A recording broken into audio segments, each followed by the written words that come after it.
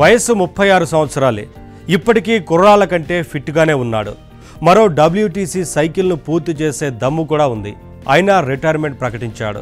Kohli retirement వెనకాల అసలేం జరిగింది? విరాట్ను ఎవరైనా హట్ చేశారా?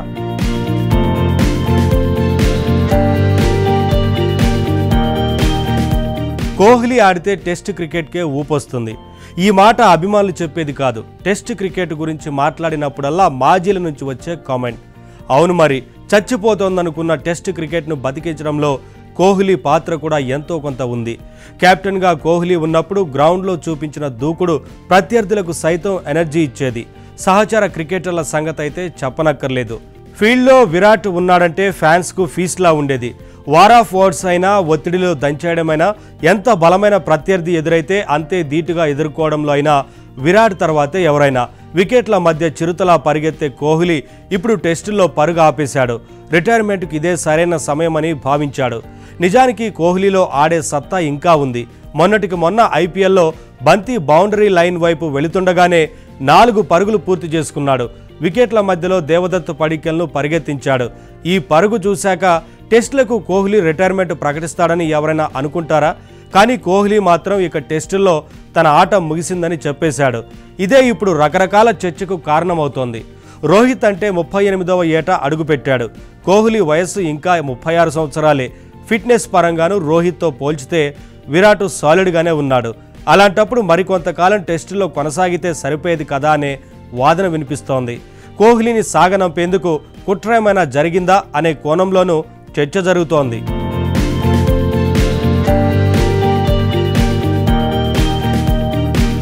కొద్ది రోజుల క్రితమే టెస్టులకు రోహిత్ శర్మ అల్విదా ప్రకటించాడు. దీంతో టీమిండియా బ్యాటింగ్ భారం మోసేది కోహ్లీనే అని అంతా అనుకున్నారు. ఇంగ్లాండ్లో పిల్లర్లా నిలబడేది విరాటే అని భావించారు. కింగ్ కోహ్లీకి కెప్టెన్సీ ఇస్తే ఎలా ఉంటుందన్న చర్చ జరిగింది. దీనిపై భిన్నాభిప్రాయాలు వినిపించాయి. బోర్డు కూడా కోహ్లీకి కెప్టెన్సీ ఇవ్వడానికి ఆసక్తి చూపించినట్టుగాను కథనాలొచ్చాయి. కానీ ఓ వర్గం దీనిపై అసంతృప్తి వ్యక్తం చేసిందని తెలుస్తోంది. ఆల్రెడీ టెస్ట్ కెప్టెన్సీ తనకు వద్దని వదిలేసిన వ్యక్తికి మళ్లీ పగ్గాలు ఎందుకని కొందరు ప్రశ్నించారట. యంగ్స్టర్కే పగ్గాలు ఇవ్వాలని తేల్చి చెప్పినట్టుగాను టాక్ నడుస్తోంది. అయితే కెప్టెన్సీపై రచ్చ జరుగుతోందని తెలిసి కోహ్లీ హర్ట్ అయ్యాడని తెలుస్తోంది. అందుకే మొత్తంగా టెస్టుల నుంచే తప్పుకోవాలని ఫిక్స్ అయ్యాడట. టెస్ట్ క్రికెట్కు ఎంతో సేవ చేసిన తన గురించి నెగిటివ్గా మాట్లాడుకోవడాన్ని తట్టుకోలేకపోయాడని తెలుస్తోంది. దీంతో టెస్టుల్లో ఆడేది లేదని BCCIకి తేల్చి చెప్పినట్లుగా డిబేట్ నడుస్తోంది. బోర్డు ఎంత సర్ది చెప్పినా కోహ్లీ మాత్రం తన రిటైర్మెంట్ నిర్ణయాన్ని వెనక్కి తీసుకోలేదని ఫ్యాన్స్ సైతం చెప్పుకుంటున్నారు. సోషల్ మీడియాలోనూ ఇప్పుడు ఇది హాట్ టాపిక్ అవుతోంది. ఇదే టైంలో కోహ్లీకి BCCI సరైన రెస్పెక్ట్ ఇవ్వలేదనే కామెంట్స్ వినిపిస్తున్నాయి. 14 ఏళ్లు టీమిండియాకు సేవలందించిన స్టార్ ప్లేయర్కు వీడ్కోలు టెస్టును ఏర్పాటు చేయకపోతే ఎలా అని ఎక్స్పర్ట్స్ సైతం ఫైర్ అవుతున్నారు. రోహిత్తో పాటు కోహ్లీ రిటైర్మెంట్ విషయంలో BCCI ఫెయిల్ అయిందంటున్నారు. సీనియర్లను సరైన రీతిలో గౌరవిస్తే బాగుండేదంటున్నారు.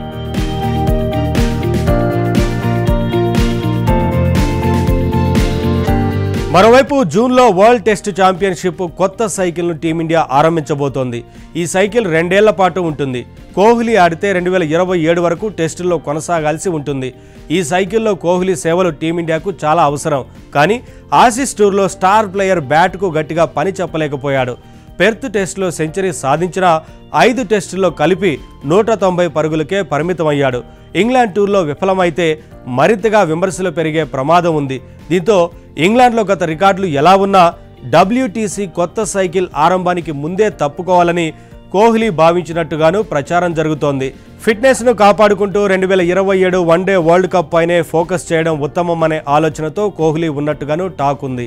ఇంగ్లాండ్ టూర్ కోసం జట్టు ఎంపికకు ముందే విరాట్ రిటైర్మెంట్ ప్రకటించడము మంచి నిర్ణయమే అనే వాదన వినిపిస్తోంది. కానీ కింగ్ ఫ్యాన్స్ మాత్రం రిటైర్మెంట్ నిర్ణయాన్ని జీర్ణించుకోలేకపోతున్నారు.